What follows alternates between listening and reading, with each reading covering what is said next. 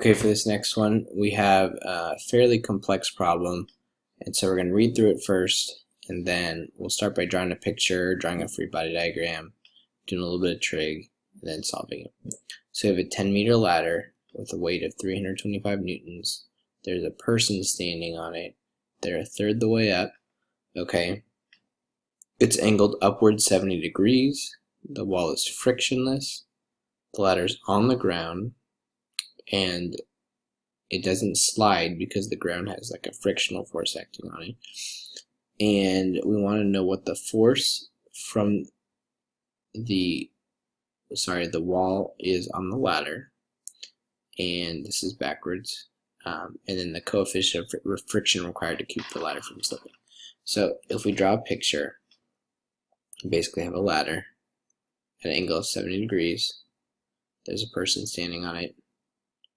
And what happens is when you have a ladder, there's a couple forces acting. There's an upward force from the ground, the normal force. There's an inward force from the ground, of friction. These are two different forces exerted by the ground. And then up here, we have another normal force perpendicular to the wall. Generally, there's no frictional force here. The only time we would look at the frictional force here is if the ladder started to slip, in which case it was sliding down the wall, and then there would be friction. And so we have the weight of the ladder, and we have the weight of the person. So 1, 2, 3, 4, 5 forces acting here. And this can get really tricky because of the trig. But if you remember from the last problem we did, something that can really simplify things for us is if we know what these distances are here. So what that distance h would be and what that distance x would be. We know that the length of the ladder, we'll call this y. We know that the length of the ladder is 10 meters. So this would be equal to 10 sine of 70, and this would be 10 cosine of 70. The reason we're doing this is because that will make it easier for us when it comes time to find the torques. Okay, because when we find torque, we have to either find the perpendicular force using this angle 70, we'd have to find the component of the force perpendicular, or we can find the distance the force passes closest to the axis of rotation, and that represents the perpendicular radius, which saves us a lot of effort in cases like this. Okay, so we have, for that height, it's going to be about 9.4 meters. And then the length this way is going to be about 3.4 meters. Okay? And then we'll come back to these a couple times, those distances. They'll help us out quite a bit. So the first thing we want to find is the force from the wall on the ladder. And so we want to find this force right here. It's going to make sense in this case to do a net torque equation around this point, because it will get rid of these two unknowns here.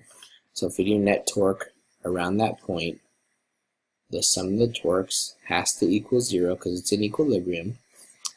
And we have, we'll say that that was positive.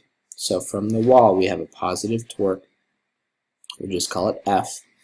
And it's acting at a distance away that represents whatever the height the ladder is at on the wall. That's going to be the perpendicular distance there. That's the distance it would pass closest to that point of rotation. So that would be times 9.4 meters.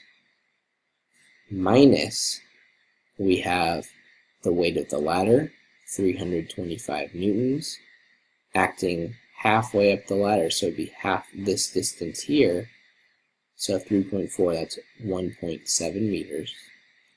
Okay, minus this person right here with a massive 40 kilograms. So 40 times g for their weight. And their distance would be 3.4 over 3, because they're 1/3 the way up the ladder. Now this allows us to find that force that the ladder is pushing in this way. So F would be equal to, so we get a force from the wall of about 98.9 newtons. Okay? And so from here, we need to find, well, how much force do we need in order to keep or what's the coefficient of friction required to keep the ladder from slipping? Okay, well, this is a little bit tricky. We need to know then the frictional force, and we need to know the normal force. Okay, so we're going to do next a net force equation for x, because that's going to give us the frictional force. So 0 equals, we have this force this way from the wall, F, and the only other horizontal force is this one right here, the frictional force. This is 98.9 newtons, which means that the frictional force also equal to 98.9 newtons. Okay? Next, we need to find that normal force. What we're going to do, find the sum of the forces in the y direction to find that. We know these two downward forces, the weight of the ladder. We'll say Fn minus 325, the weight of the ladder, minus 40 times g, the weight of the person. And so F sub n would be equal to, this is going to be 717 newtons. Okay? So if the normal force is 717 newtons, the frictional force 98.9 newtons, we can use this equation right there.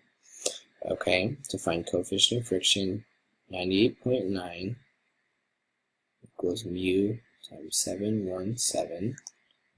Okay,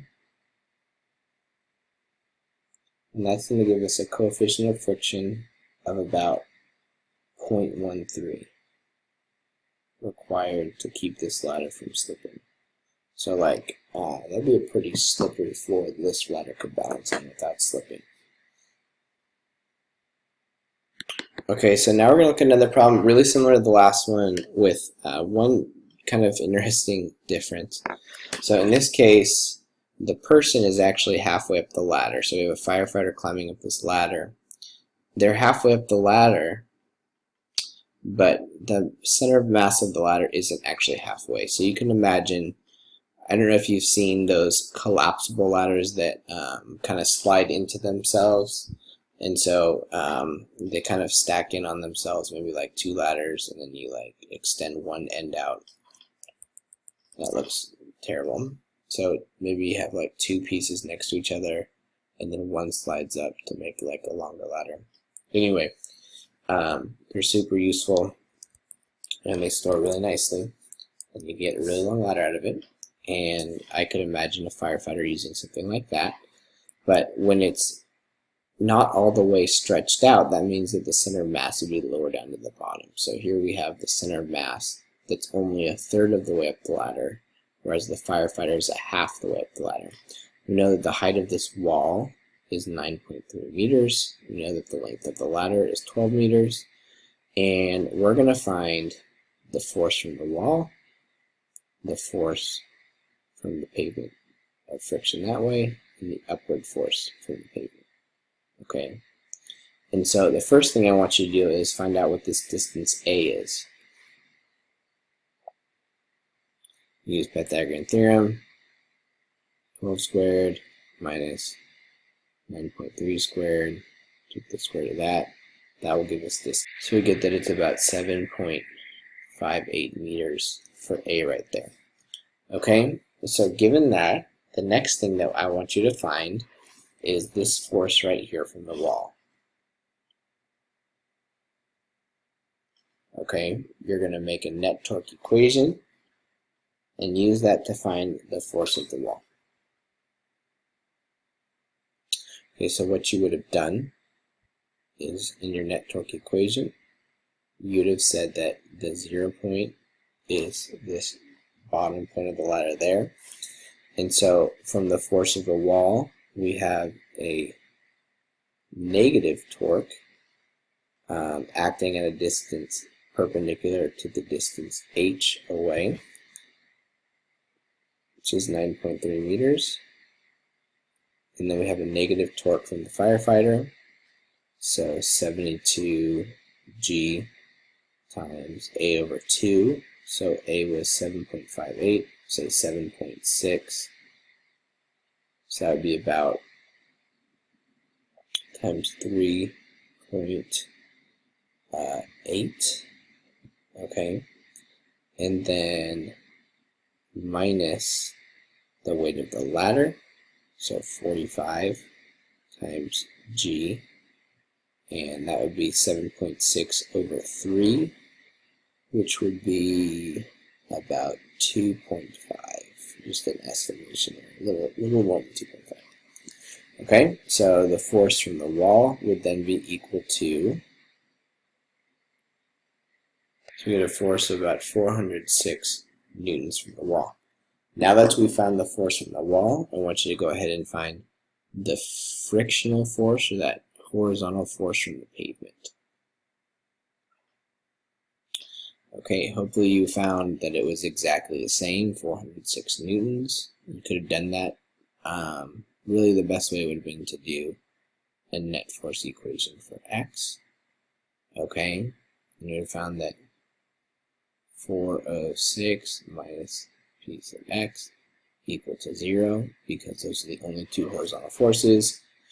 And finally, I want you to find the vertical force from the pavement supporting the ladder.